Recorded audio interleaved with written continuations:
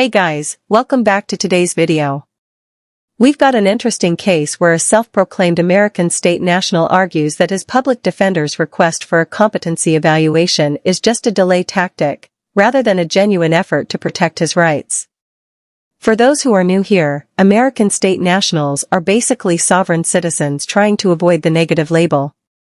They use the same arguments, just packaged a little differently. Let's get started. 25 CR 2930, Mr. Chiarelli, appearances. William Callan on behalf of the people. Josh Lindell on behalf of Mr. Chiarelli, who appears with us in custody. Okay, this matter comes before the court for a status conference. The motion for the evaluation was filed. I didn't get a chance to stamp it, granted. So the court will, the court is gonna grant the motion for the competency evaluation and set it for, how much time do you need for the competency evaluation? Is it generally? It generally depends on the evaluator. So once we have one appointed, they'll set a clearer timeline for us. So is 60 days enough? I think let's set out for 60 days for a first review. And if we get everything moving sooner than that, I will file something to add on. All right. Let's do.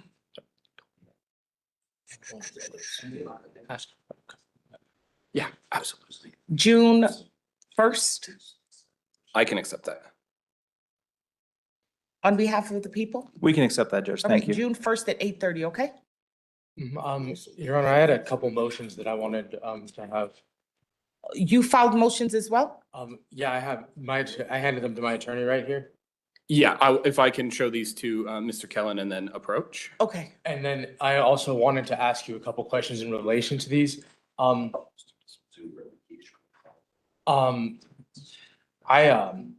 started these a couple days ago when we had our conversations. I have a basic understanding of what I'm trying to communicate in them. I haven't had as much time as I'd like to finish my thoughts, as what I'm trying to communicate is, it's my understanding that polling my Speedy?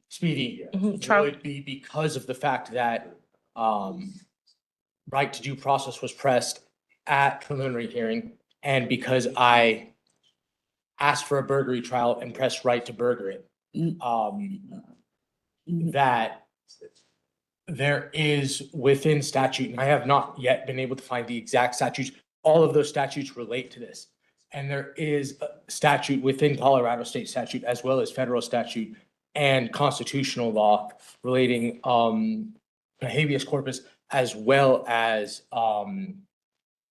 speedy trial and Fourth Amendment rights, that say the city of Denver and the state of Colorado, due to the fact that the public defender's office, the judicial branch, and the judge and magistrate's office, and the district attorney's office, if we get to this point and they have had the chance to hear a burglary hearing and my right to burger it as due process, and get to the point where they're trying to toll my speedy, they cannot.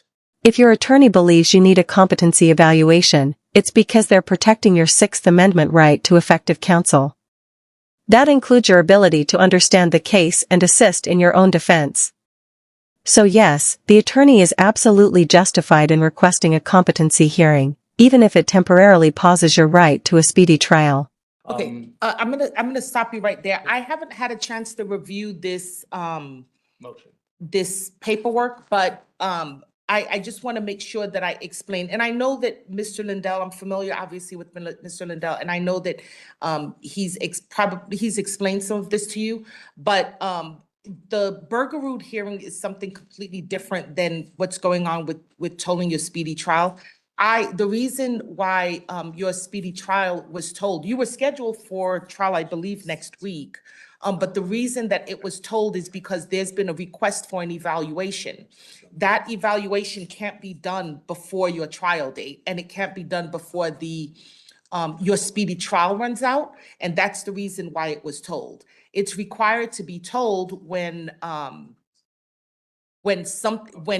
essentially you're requesting that something be done, but it can't be done within the time period that we need for, that we need for it to be done, and I need to get the information so that I can review it and make sure that everything is okay with you being able to move forward to trial. Right. But that's completely a different situation than the burglary. I think last time you were in court, you mentioned that you were did you mention, I can't remember, whether or not you were interested in getting a new attorney? Is that what Yes, you that said? was the reason that I had raised burglary after preliminary. And my No, point, the preliminary hearing would not have been done in front of me, so I don't know when Yeah. it was done. It must have been done a really, really long time ago. it was Almost a over year 6 months ago. It was, Yeah. it was almost a year ago, correct? Yeah, so, I don't know anything about what happened there. I don't have those particular notes in front of me, but the burglary hearing is really for the purpose of determining whether or not there's some kind of a conflict between you and your attorney. As of right now, I'm not seeing that there's a conflict between the two of you, so I'm not going to order that burglary hearing. I want to first get the information on from the evaluation that you're doing before we can move down any other road. Let's get that information that's, in one place so that I can review it. In the meantime, I'll also review your motions, okay? And then I'll look at those statutes that you have listed in here, all right? Okay. Okay, so what I'm gonna do is I am going to set you in 1H. That's the courtroom downstairs, because it is because of the kind of evaluation that you're doing, okay? Yeah, And I'm gonna set that for, is that It's gonna be next Tuesday. okay, I'm gonna set it for next Tuesday, and then from there, they'll do any additional evaluations that they need, okay? Okay, thank you. All right, so that'll be Tuesday in 1H at 1:30 PM. Okay, all right? Thank you. All right, do you have any other questions, Mr. Chiarelli? Not at the moment. That would make sense if it were actually true. But it's not. The defendant still has plenty of questions, and the judge is about to break everything down clearly and effectively. I think, I know, like I said, those motions are good how they are. And I know that I had not finished the thoughts just because I had not had time. So I know that I was gonna attach at least one or two follow-up motions to those, because those are complete, but they're not finished. Okay, I'm gonna give these back to your attorney.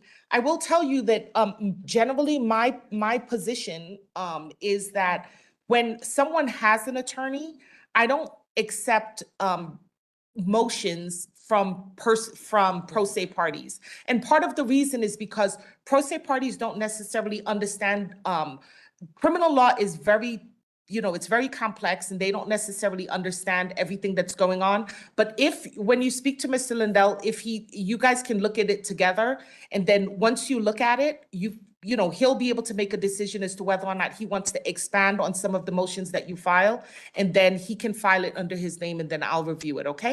I'm trying to I'm having, I guess, a hard time understanding. Maybe I'm doing an ineffective job of communicating this. No, you're not. Um, Go ahead. And that's why I wanted you to look at these first before I went on. So Uh-huh. maybe if I left these with you, it would be helpful, because I guess the time that I'm having a difficult job understanding is because we've already had competency evaluations. We've already had a competency hearing where I was found competent, Mhm. not only to proceed, but to assist. Beyond this, the case law, the statute, and everything that I cite on these motions, Mhm. and my understanding of my civil rights as an American national citizen and as a Colorado state citizen, Mhm. say that due process within the city and state of Denver and within the federal government and the national government of America, Mhm. say that if for some reason within 182 days of preliminary hearing in Colorado, the city and state that has brought criminal charges against me Mhm. that does not have an indictment entered or has tried to bring indictment against me or has brought indictment against me, there is not a trial brought forth. It is upon that city and state to then file dismissal. Okay, that's a little inaccurate. Right. I understand where you're going. You're basically saying that you have a right within 6 months to go to trial after you enter your plea of not guilty. No, what I'm saying is that the error would be the same upon the judge or the magistrate, because if for some reason my attorney now, who is saying there's a competency issue, and he is not ready to proceed to trial, it would be the same as the district attorney's office saying that they are not ready to prosecute because I raised Burger it and said, we have some sort of conflict that needs to be heard in front of a judge right after a preliminary hearing. So the judge had their chance on behalf of the city and state of Colorado to say, yes, defendant, we hear you. And we know as the city and state that the district attorney, the public defenders, and the judge need to solve our issue before we reach speedy trial. We have an issue that you as a defendant, an American state, and a Colorado state citizen is bringing before us. What's the issue that you need to address? Well, my issue was that I believed my attorney was not going to be ready before speedy trial. And I believed he was going to try and violate my due process. And now I believe he is using a stall method as competency again that has already been raised, already been found competent by the courts, and already gone through competency evaluations. So I believe now he's trying to get my due process or speedy trial told or speedy trial pushed out. So I believe now, instead of being ready for trial like he should have been within 182 days of that preliminary hearing, and instead of the courts hearing my right to burger it and having a burglary hearing in front of them, I am now being stalled and my rights are being violated. As I've already explained, this isn't a violation of your rights, it's actually protecting your 6th and 14th Amendment rights. And if this were really just a delay tactic, your attorney wouldn't be asking to pause your speedy trial rights. Instead, they would simply request a new trial date. And this is my point of these motions. And this is the point of, I know that the law exists. I can find the exact statutes. I've already found multiple statutes in Colorado law that support this and prove it beyond reasonable doubt. And I know this for a fact. This has been my point since preliminary hearing. When I felt I was misrepresented, I felt that this case could have gone away at preliminary hearing. I felt we had an officer lie on stand. All right, I'll say, Mr. Chiarelli, we went to motions on this case, and there were a few motions filed by your attorney. So I had a chance to look at the videos in your case and hear the testimony in this case. And based on what I saw, I determined that there was enough to move forward in this case and that the case should not be dismissed. That was based on all of the body-worn camera videos that I saw. And I think that, you remember we were here for a few hours. So this case would not be dismissed based on the evidence that has been presented in the case. And so I've already found that, and I'm sure that had been found, well in advance of the case being in front of me, or else Judge Johnson or the county court would have, dismissed it, but they didn't, and neither did I. So that's one piece of it. The second piece is, I think that some of what you're saying, I understand what you're saying. Now it makes sense what you're saying as to the timeline of where you are, and whether or not you believe that Mr. Lindell was ready to go to trial. And it seems to me what you're saying is that you believe that he wasn't ready, which is part of the reason why he's requesting this competency evaluation, and that the competency evaluation isn't a valid evaluation because it's already been done, but in effect that it's a stall tactic. That's what you're saying. So I had a chance to look at the sealed motion for competency that was filed in this case, but I also had a chance to look at the previous evaluation that was done. Based on what I've seen from what Mr. Lindell has filed, I can certainly understand why he would believe that another evaluation would need to be done. That's based on his communications with you directly. It seems to me that what you're saying, I mean, you're a little kind of like scattered, but I understand what it is that you're saying. You're making some sense to me. But once these evaluations have been filed, I have to make sure that someone who is certainly more educated than I am on these kinds of issues takes a look at you, talks to you, listens to these kinds of things that you're saying, and then makes a decision as to whether or not you can move forward. So I know that it seems like, it's getting kicked back a little bit. I can assure you that as soon as they come back, if they find you to be competent, I will give you the earliest possible trial date that I can.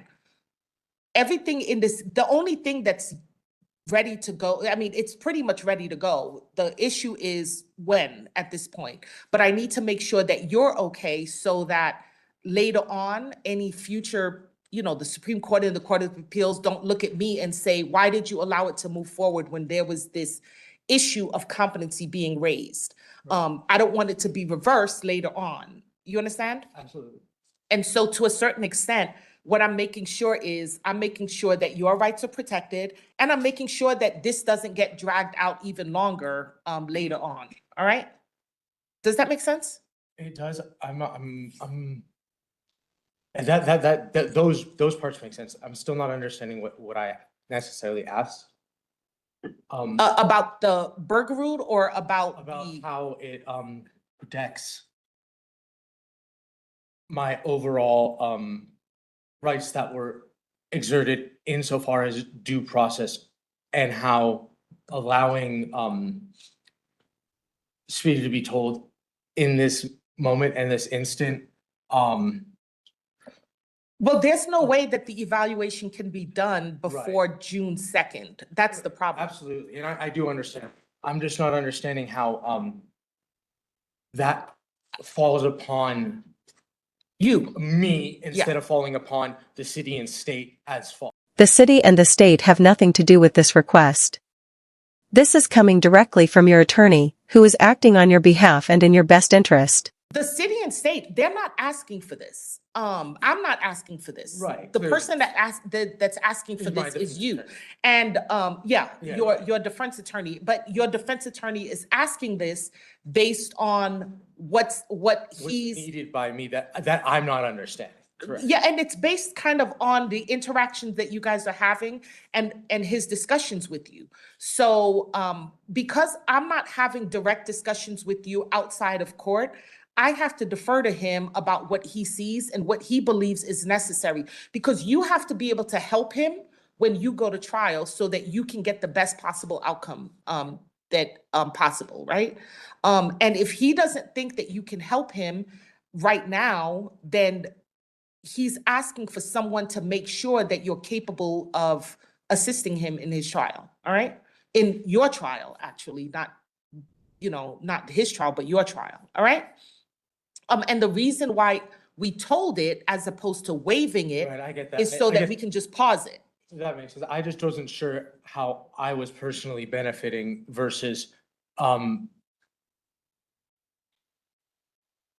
I wasn't personally seeing the benefit from. Oh, the way that you benefit is by everyone making sure that you're ready, that you're competent, and that you understand what's going on during the trial, right? And that you can help him.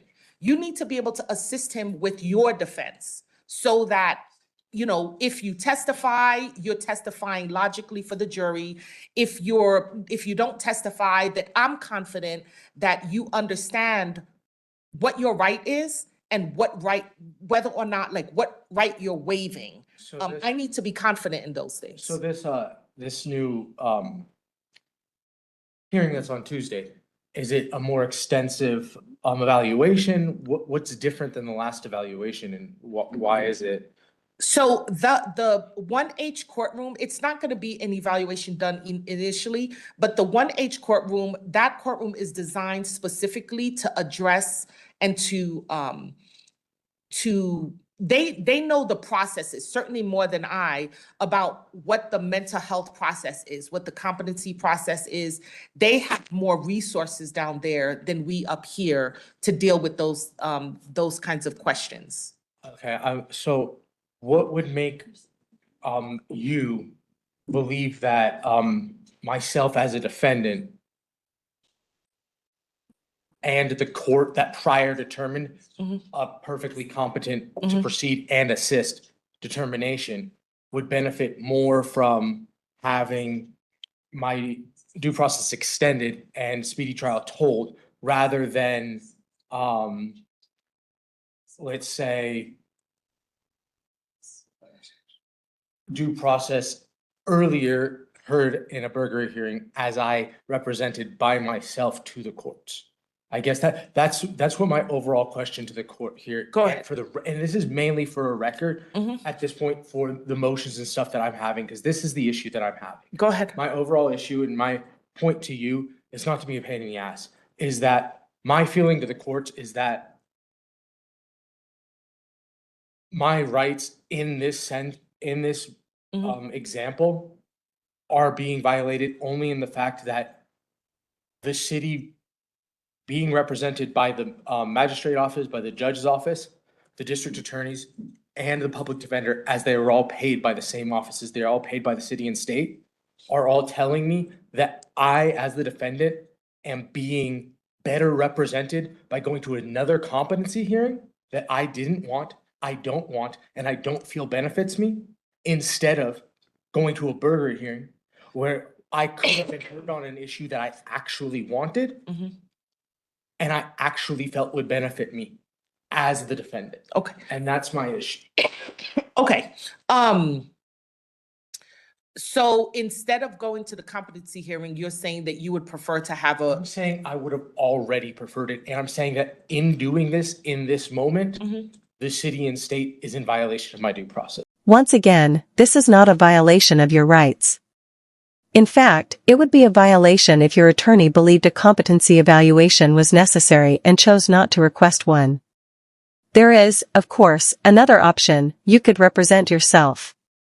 But honestly, that would likely put you in a much worse position than simply taking a few extra weeks to confirm you're fit to stand trial. At the end of the day, it's usually best to let your lawyer handle the legal work. Okay. I know that at least the caption of your motion is to dismiss based, it would seem to me, on the arguments that you're making. Well, I wasn't sure what to actually write on the motion. I know that's the overall, like I said, that was one of the hardest parts on the motion. I'm not a lawyer, but that's where the end of it ends in theory, is that because of all of these violations that you want your case dismissed. at someday, how can the city and state of Colorado and the city of Denver try me on these charges when they're violating my due process? That's the end goal. Right. But is that actually possible and obtainable without massive legal breach? Probably not. That's probably out of the realm of cognition and possibility right this second. Okay, well, let me tell you what I'm going to do today, and I'm going to tell you what I'm not going to do today, okay? Absolutely. What I'm going to do today is I'm going to set your hearing for 1H. Now, they can come back, perhaps they can come back a lot earlier, and if they do, then we'll be prepared to go to trial, all right? But what I'm not going to do today is dismiss your case. Of course. Okay. Yes, But what I'll instruct your attorney to do is he can certainly upload those documents that you filed. I'll take a look at them while you're set downstairs. I'll take a look at it once it gets through the system, and I'll see exactly what's going on and look through your file a little bit in more detail to understand where the timing is of all of this. But it doesn't look, based on my file, that any kind of burglary hearing was held. I don't think it would be appropriate at this time to hold a burglary hearing based on the allegations that are being made. But if when you come back, if they've determined that you are competent and you want that hearing at that point, I can certainly do it then. But keep in consideration, though, that if you do a Burgerud hearing, that then and if I were to grant your request to get a new attorney, Then we're moving due process along. well, no, then what happens is then I have to get a new attorney on the case if it's granted. And then I would have to set it over again for your trial so that the new attorney can get caught up to speed about what happened, review the transcript of my oral ruling at the motions hearing, and then be prepared for trial, right? So that could potentially also kick it down the line a little bit, but I want you to be aware of that when you're, like when you're thinking about it and you're preparing your motion, that any future hearings beyond what's going on, unless it can take place together, it's going to further kick the can down the road. And I know that that's not what you want to do. No, not at all. But what's important to me is that you can help your attorney, whoever that attorney is, and that you're satisfied with the representation of your attorney. So I would encourage you to sit down, talk to Mr. Lindell a little bit more about what's going on about your case. I know that he's familiar with your case because, I heard the arguments that were made. But talk to him and see whether or not there's going to be the need for it so that maybe we can move this case forward earlier to trial after you come back before me rather than later. All right? Yes, Your Honor, thank you so much. I appreciate you. Thank you so much, Mr. You're Chiarelli. Do you have any other questions? No, Your Honor, I think that satisfies them. Absolutely. Thank you. I appreciate your attention and your Of course. answers. I appreciate it very much. All right. Okay. So you'll be down in 1H next week. All right. And then you can certainly ask Judge Arnold anything that you need to ask her as well. Would you please? And Judge, just to clarify, the court did not accept the written motion to stay, right? There's an instruction to file those, is that Yeah, right? So I okay. can't accept anything up here. He needs to, Mr. Lindell can file them and then I'll take a look at it. Understood. And Thank if you. I need a response, I'll request one. Thank you. Thank you, Mr. Chiarelli. Have a good day. Thank you, Your Honor. You have a great day. Thank you. Alright, that brings us to the end of the video. To sum it up, the defendant's arguments seem to come from a lack of understanding.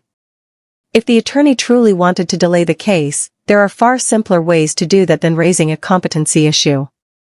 In my opinion, the best path forward is to complete the evaluation, request a new lawyer if necessary after being found competent, and let the court decide whether your current representation affects your rights. I'd love to hear your thoughts.